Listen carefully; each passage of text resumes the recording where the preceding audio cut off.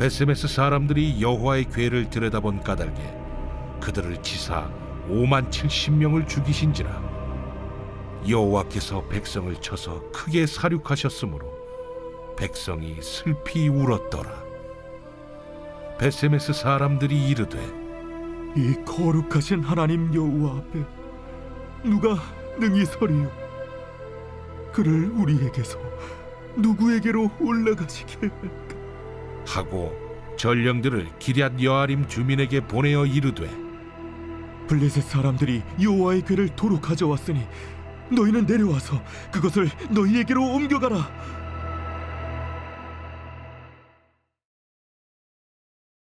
제7장.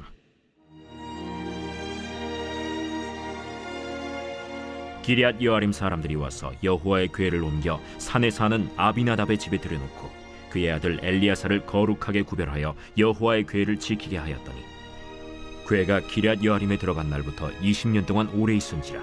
이스라엘 온 족속이 여호와를 사모하니라. 반갑습니다. 오늘도 따뜻한 말씀밥으로 든든한 하루 되시기 바랍니다. 오늘 본문 가운데 첫 번째로 주목해야 할 것은 19절입니다. 19절에 따르면 베세메스 사람들이 여호와의 궤를 들여다보다가 70명 혹은 5만 70명이 죽임을 당했습니다. 여기서 들여다보았다는 것은 원문에 따르면 단순히 보는 것 이상으로 구경거리 삼았다는 것을 말합니다. 즉 베세메스 사람들은 여호와의 궤를 거룩한 하나님의 임재로 이해하지 않고 방치했습니다. 호기심의 대상으로 취급한 것입니다. 그리고 이는 하나님을 업신여기는 것입니다. 그렇기에 베세메스 사람들은 심판받았습니다. 이는 자기 소견에 옳은 대로 행하던 사사기 시대의 종교적 혼란이 지금까지 이어지고 있다는 것을 보여줍니다. 이어서 두 번째입니다. 베세메스 사람들이 궤로 인해 사람들이 죽임을 당하자 그들은 20절 말씀과 같이 거룩하신 하나님 여호와 앞에 누가 능히 서리요? 이렇게 물었습니다. 이들이 이런 말을 한 이유는 하나님을 가까이 하면 다 죽게 된다는 왜곡된 인식이 생겼기 때문입니다. 그들은 하나님의 거룩함을 두려워했지만 경외가 아닌 멀리해야 할 두려움으로 받아들인 것입니다. 하나님의 거룩하심을 오해한 것입니다. 그러나 하나님의 거룩하심은 단순히 하나님은 거룩하시니 우리는 조심해야 한다, 이렇게 경고하는 차원이 아닙니다. 오히려 하나님의 거룩함은 성도로 하여금 하나님 안에서 평안을 누리게 하고 소망을 갖게 합니다.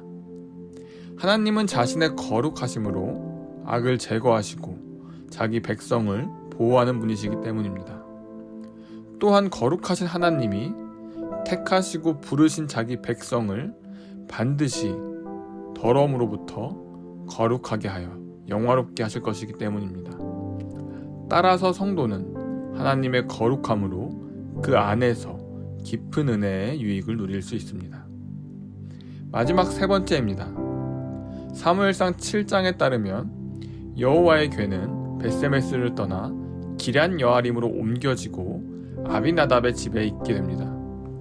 그리고 아비나답의 아들 엘르아살이 궤를 지키고 궤는 이곳에 20년간 머물게 됩니다.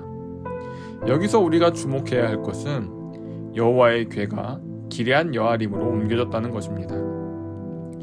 기럇 여아림은 여호수아 9장에서 기브온 족속이 머물던 성읍 중 하나입니다. 그리고 기브온 족속은 어떤 족속이냐? 본래 이방인이었으나 여호수아 때에 이스라엘과 화친을 맺고 생존했던 가나안 민족입니다.